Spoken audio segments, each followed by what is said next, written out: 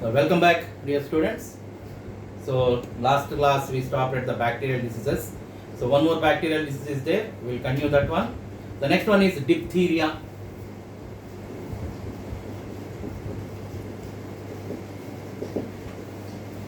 So what is the causative agent of diphtheria?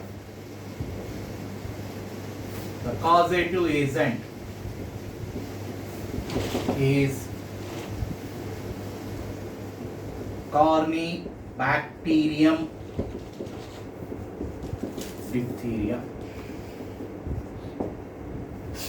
So that is the causative agent of the diphtheria, right? Then it is gram-positive bacteria and bacillus bacteria. You understand that? So bacillus type. The type of bacteria is bacillus type. Then mode of infection. What is the mode of infection? How it is infected? Mode of infection means that contamination. Contamination means by touching, right? So mode of infection is contamination, inhaling droplets, aerosols, okay, inhaling droplets, aerosols, and it mostly affects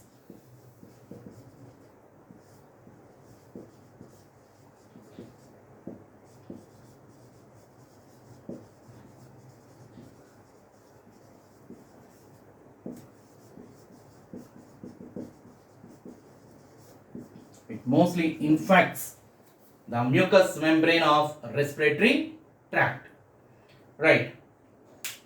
And also one more point you have to add here, mostly infects respiratory mucous membrane of the respiratory tract and direct contact with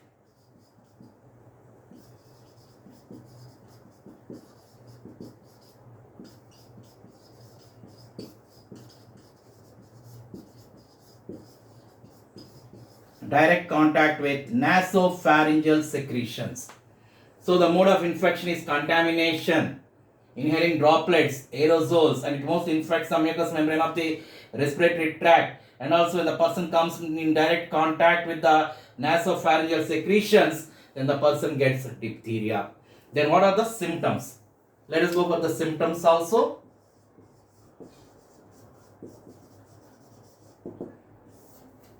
Symptoms include sore throat,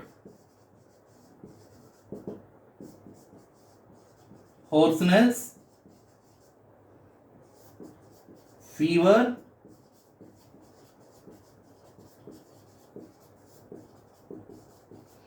general malaise. So sore throat means throat infection, and hoarseness means due to throat infection you'll get the what we call change in your voice, okay, and pain. And next one is difficulty in breathing and swallowing.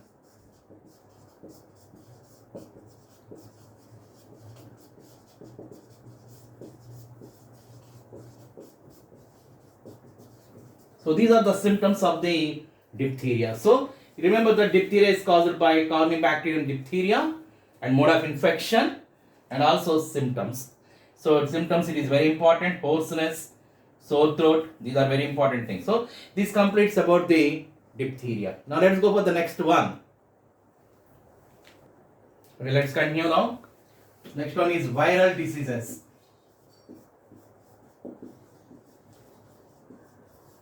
Okay, so in that the first one is common cold. So what is the causative agent of common cold? Causative agent.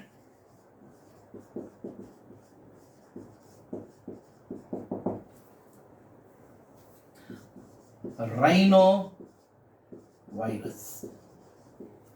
Right? Rhinovirus. Then how it is transmitted?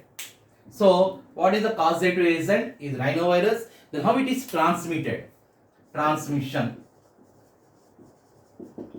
how it is infected otherwise, right? Contamination, droplet infection. So you know that contamination, you know the droplet infection. So when a person who is who is having cold, when we are sitting beside him or when we are talking with him, if we inhale those droplets while he is speaking, that saliva will they will come outside in the form of droplets. When we inhale them, then we call that one as droplet infection. Droplet infections and inhaling aerosols and using utensils of infected person. That means touching the things touched by the infected person, like cups, pens, phones, like that, right? So these are this one. Then what are the symptoms? What are the symptoms of this common cold? Symptoms includes nasal congestion, running nose, sore throat, headache, and fever, right? So the symptoms includes nasal congestion or running nose, sore throat, headache, and fever. So this completes about the viral diseases. So whatever the syllabus, whatever the things that are given in our NCERT textbook, we have completed. Now we'll go for the next one, protozoan diseases. Right, we'll continue the protozoan diseases.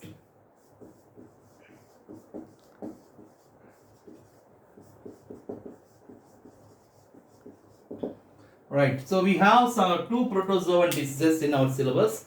The first one is malaria fever, and the second one is amoebiasis. Okay, the first one is malaria and the second one is amoebiasis. So these are the two protozoan diseases we are going to discuss. The first one, let us see malaria.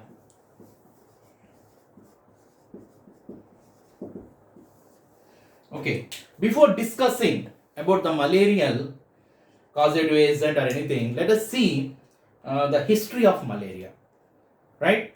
So, the term malaria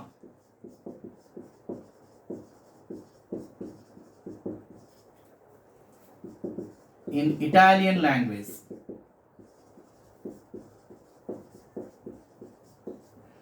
is defined as bad air. You understand that? In Italian language, we call that the term malaria as bad air. That means mala, bad area. So people thought that the malaria was caused by bad air which is coming from marshy places. Okay, so wherever there are damp places or marshy places, in those areas we can see that the breeding of the what you can say mosquitoes also. But people never thought, in the beginning people never thought that the malaria is coming is spread due to mosquitoes. But people thought that due to inhaling of the bad air, people are getting the malaria. So that is the initially they thought that. But who discovered that malaria is caused by Plasmodium? Charles Lavaron discovered the Plasmodium in the blood of malaria patient. Right? So Charles Lavaron discovered the Plasmodium in the blood of malaria patient. So Charles Lavaron is the first scientist who discovered the Plasmodium in the blood of malaria patient. The next one, we see Sir Ronald Ross discovered the oocyst of parasite on the stomach of female Anopheles mosquito. You understand that? So, Sir Ronald Ross discovered the oocyst of parasite on the stomach of female Anopheles mosquito. Then who is Ronald Ross? Ronald Ross is a British doctor who worked in the Secunderabad. So while he was working on the malaria, he discovered the presence of some stages of Plasmodium in the female Anopheles mosquito. Then due to this work, Sir Ronald Ross was awarded with Nobel Prize in the field of medicine. Then, in respect to Ronald Ross, every year, August 20th is celebrated as World Mosquito Day. So this is also a very important question they will be asking you. Then April 25th is celebrated as World Malaria Day. Okay, right? So April 20th is celebrated as World Mosquito Day, and April 25th is celebrated as World Malaria Day. Let us see that. Yeah, remember that August 20th is celebrated as World Mosquito Day, and April 25th is celebrated as World Malaria Day. So on behalf of Ronald Ross, right? Then who discovered the life cycle in female Anopheles mosquito means Grassi. The scientist name is Grassi. Grassi discovered the life cycle of Plasmodium in female Anopheles mosquito.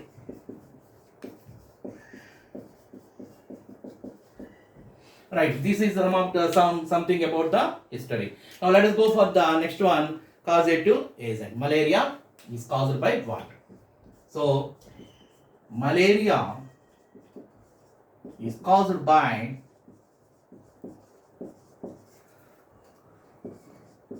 a protozoan parasite called as Plasmodium. Remember that. Malaria is caused by a protozoan parasite that is called as Plasmodium. So what is Plasmodium? What type of parasite is Plasmodium? Plasmodium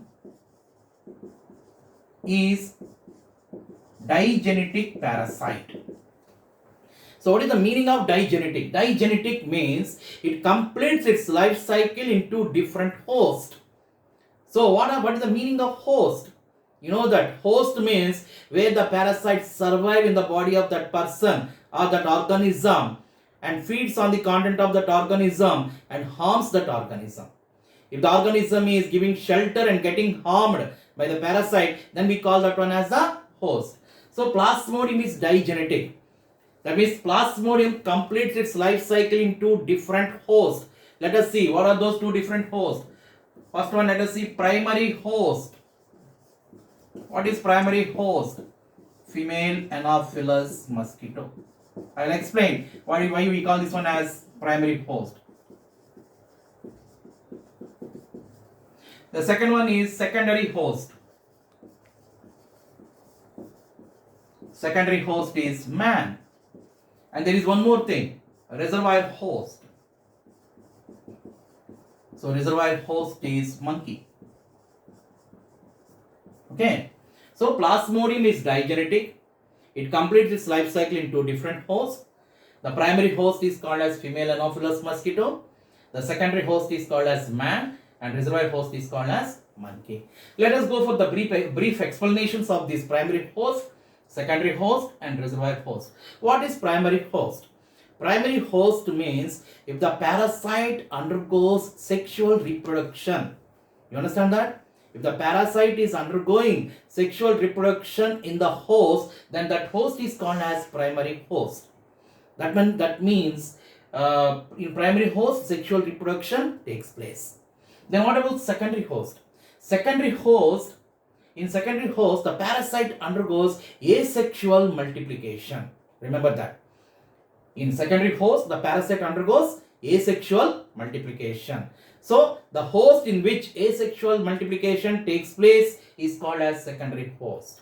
Then what about the reservoir host? Reservoir host means the parasite, when the regular host is not available, then the parasite enters into the reservoir host. Inside the reservoir host, the parasite does not undergo any development. Remember that. And it does not harm to the reservoir host also. So very important thing. You understand that? So this is about the 3 different types of host. Right? Then I told you that Plasmodium is a protozoan. Then I simply have written the Plasmodium. Plasmodium is genus name. There are 4 different types of species in the Plasmodium. Let us see what are those 4 different types of species. Now let us see the different types of species and name of the species. And it causes what? Causes which type of malaria? Okay. So in Plasmodium, there are 4 different types of species. Like Plasmodium vivax, Plasmodium malariae, Plasmodium falciparum, Plasmodium, what we can say, cotton malaria, like that. So first one, Plasmodium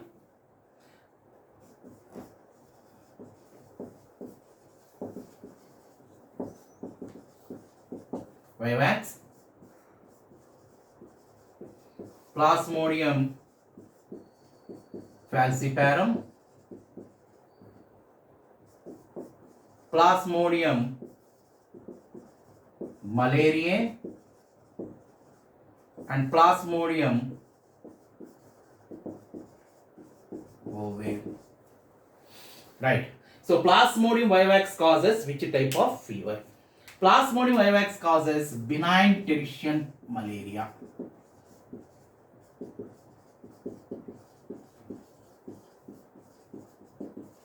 So benign tertian malaria. So here tertian means the fever recurs for every 3rd day. Remember that. The fever recurs on every 3rd day. We call that one as tertian malaria. Then Plasmodium falciparum causes malignant tertian malaria. Okay.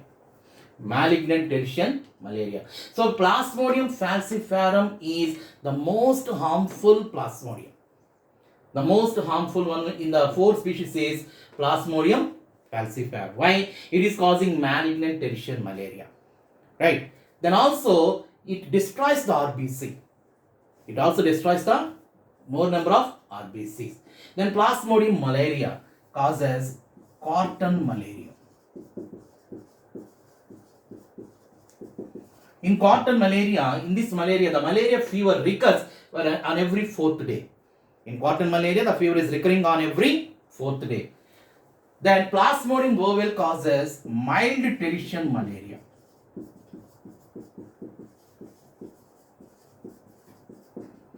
So Plasmodium ovale causes mild tertian malaria. Remember that tertian means the fever recurs on every 3rd day. Here cotton means the fever recurs on every 4th day. Out of these 4 species, which is more harmful species means Plasmodium falciparum. Right. What is the infective stage of the Plasmodium falciparum? Let us see. The infective stage. These are the questions where you get in the objective. The infective stage of Plasmodium is sporozoite. So the infective stage of the Plasmodium is sporozoite. The stage that enters into the man is called as sporozoite. Then what is the mode of infection? What is the mode of infection? The mode of infection is inoculation. Just inoculation means just like injecting, right? Inoculation means just like it is injecting. How inoculation takes place means by the bite of mosquito. So when the mosquito bites, numerous sporozoites are released into the blood of man, right? So this is about the introduction part of the Plasmodium vivax. We'll continue the life cycle of Plasmodium vivax in the next class. Have a nice day.